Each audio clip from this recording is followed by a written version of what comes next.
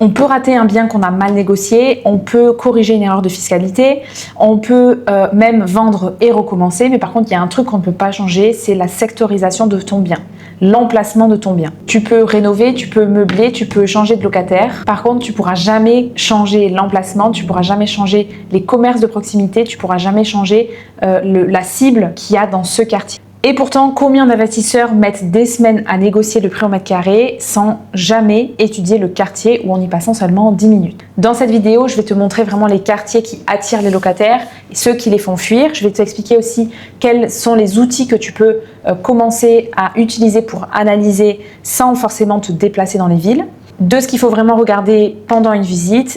Et à la fin, je te donne vraiment 5 red flags qui doivent te faire partir vraiment de ce quartier, même si tu as la meilleure affaire du monde. Donc première partie, pourquoi le quartier mise sur le bien? L'erreur classique donc du débutant, c'est de tomber amoureux d'un bien, les volumes, la lumière, le parquet, sans forcément avoir regardé ce qui entoure le bâtiment. Un beau T3 dans un quartier dégradé se loue très mal, se loue tu auras beaucoup plus de vacances locatives et tu attireras des profils plus fragiles de locataires. La règle des 3 cercles. Le bien, donc ce que tu achètes, l'immeuble, ce qui l'entoure, le quartier, ce qui détermine la demande. La valeur d'un bien dépend à 80% de son quartier. Tu peux rénover le bien, tu peux mettre 2 000 € le mètre carré sur ta rénovation. Par contre, tu ne pourras jamais augmenter la valeur du quartier. Donc tu peux suracheter un bien et c'est vraiment le risque quand tu n'analyses pas assez bien ton marché. Deuxième partie, les 3 types de quartiers rentables qu'il va falloir aller viser pour avoir des bons profils locataires et une bonne rentabilité. Premièrement, donc ça vaut pour les villes moyennes, les villes à partir de 20 000 habitants, on commence à voir se dessiner des quartiers et c'est souvent les mêmes quartiers plus ou moins dans chaque ville. Donc premièrement, je te conseille d'identifier le quartier étudiant. Donc à proximité d'une université, d'une école supérieure, d'un campus.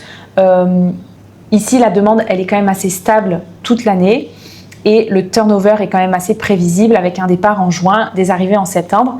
Idéal si, par exemple, tu veux faire de la courte durée pendant l'été. Donc là, il faut plutôt identifier les biens de petite surface, donc les studios ou les T2, ou alors potentiellement la colocation. Et là, il faut étudier aussi le marché pour voir s'il y a de la demande. Ensuite, tu as le quartier de la gare, le quartier où il y a vraiment tous les transports. Ici, c'est le locataire type, c'est vraiment l'actif qui est souvent en déplacement, c'est le jeune actif. Il cherche avant tout la facilité d'accès. C'est des profils qui sont quand même assez solvables, qui travaillent depuis un petit moment ou qui viennent de prendre par exemple un CDI. Ils restent souvent 2 à 4 ans parce que c'est vraiment le temps pour eux de s'installer dans leur travail, d'envisager peut-être des projets futurs, etc.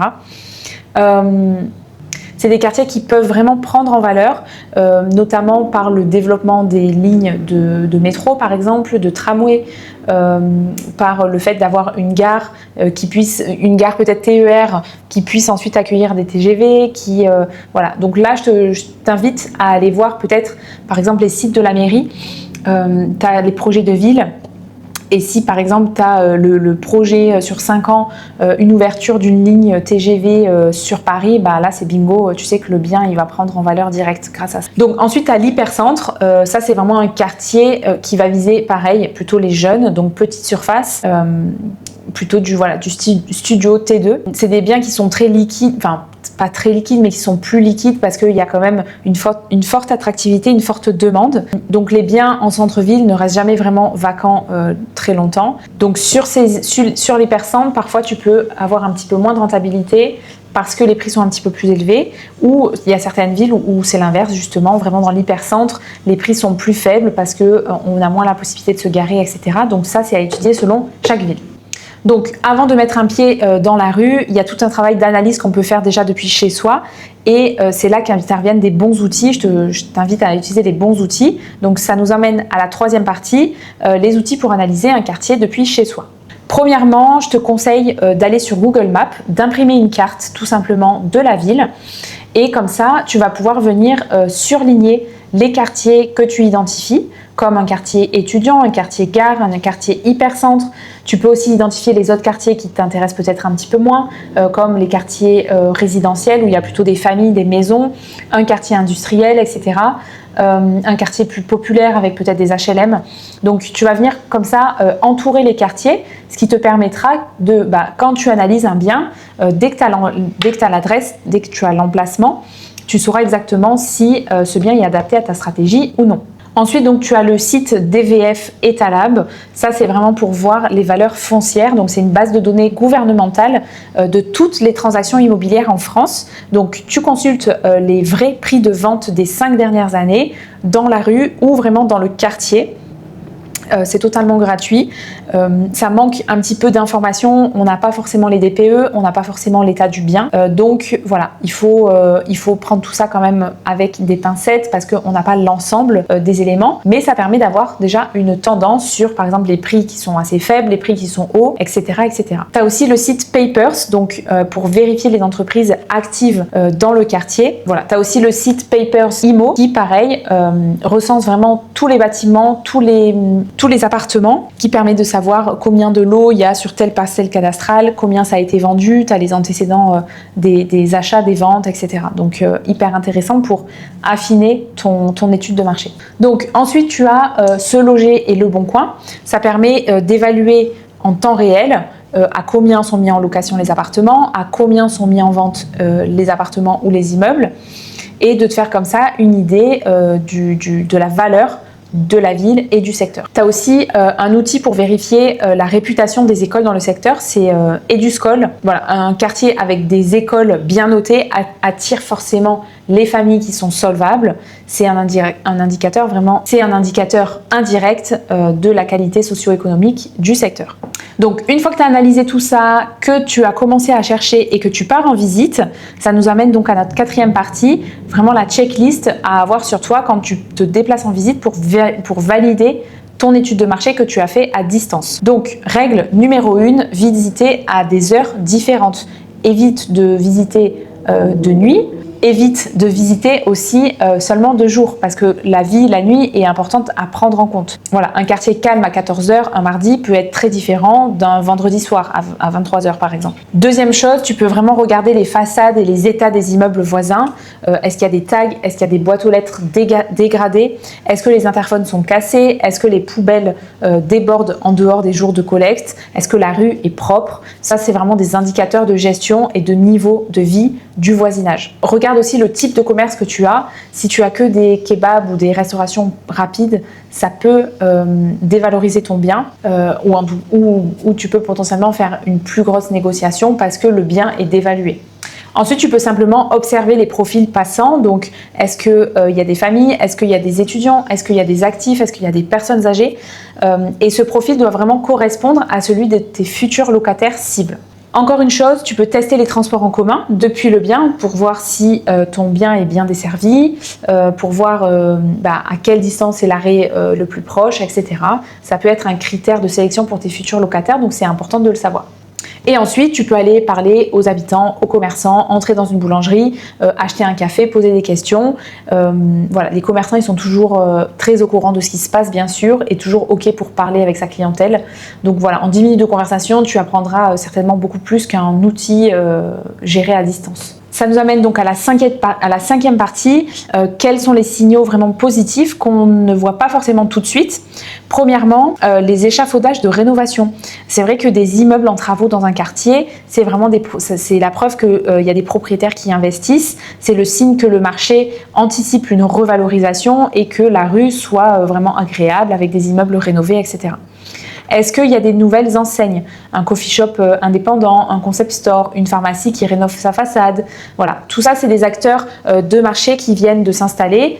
Et s'ils viennent, c'est qu'eux-mêmes ont déjà fait une étude de marché et qu'ils y voient du potentiel. Donc ensuite, tu as la présence de jeunes actifs, donc des vélos par exemple qui sont garés dehors, des poussettes, des gens qui mangent en terrasse en semaine le midi. Ça, c'est typiquement le type de quartier ou de ville qui prend en valeur parce que l'économie est attractive, notamment par la consommation dans les restaurants. Et parce que s'il y a des jeunes et qu'il y a des écoles et qu'il y a du travail, forcément, la ville va faire que monter en valeur. On arrive très bien à imaginer qu'un jeune d'aujourd'hui qui a 10 ans, il va faire son école, peut-être qu'il va rester pour ses études supérieures, qu'il trouvera un travail, etc. Donc tout ça, c'est vraiment des facteurs qui montrent que le bien est voué à prendre en valeur. Des projets urbains aussi qui sont signalés par la mairie. Un panneau de future station de tramway par exemple, une zone de réaménagement de terrain, un projet de parc ou de marché couvert par exemple. Donc tout ça, c'est des signes, encore une fois, que la mairie investit dans sa ville et donc c'est assez prometteur pour la suite. Voilà, donc je pense que j'ai fait quand même un bon topo de tout ça. Je pense que tu as bien compris quels sont les green flags pour aller dans un quartier plutôt qu'un autre. Et donc maintenant, 6e partie, on va voir justement les red flags, les choses qu'il faut vraiment éviter, selon moi, que quand tu vois dans un quartier, il faut vraiment éviter d'y aller. Donc premier red flag, s'il y a plus de 20% de commerces fermés dans la rue de ton quartier, il faut se demander est-ce que ça a un impact sur l'attractivité des locataires et est-ce que c'est un signe que c'est vraiment juste la rue qui est en déclin ou alors il y a juste un mauvais passage ou c'est le fait qu'il n'y ait pas de parking, donc dans ce cas-là, ça se justifie, ou est-ce que c'est vraiment une question économique, de récession économique de la ville. Deuxième red flag, vraiment les quartiers qui sont cités dans la presse, sur internet, etc., pour de mauvaises raisons, insécurité, fermeture d'établissements, des projets de démolition, des plans de rénovation urbaine en échec. Donc tout ça c'est un signal et le futur locataire soit sera au courant parce qu'il est natif, soit restera juste quelques mois parce qu'il se rendra compte que le quartier ne lui convient pas.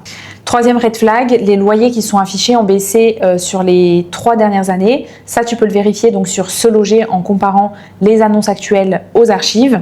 Un loyer qui baisse dans un quartier, c'est vraiment l'offre qui dépasse la demande et c'est un très mauvais indicateur pour la valorisation locative de tes biens. Quatrième red flag, l'immeuble de son voisin est vraiment très dégradé ou alors il est en procédure d'insalubrité par exemple, il est tagué, etc. Pour moi, ça c'est quand même un mauvais signe de valorisation du marché IMO dans la rue. Et enfin, 5e red flag, tout simplement ton feeling. Est-ce que quand tu marches dans la rue, tu te sens à l'aise ou pas? Et je t'invite à renouveler l'expérience en fin de journée, voire même dans la nuit, pour savoir un petit peu quelles sont les fréquentations et qu'est-ce qui s'y passe. Voilà, donc pour conclure, le bien, tu peux le transformer, le quartier, par contre, jamais. Donc c'est pour ça qu'il faut toujours bien l'analyser avant d'acheter un bien. Tu as maintenant tous les outils, tout le process, tous les green flags, les red flags à ta disposition.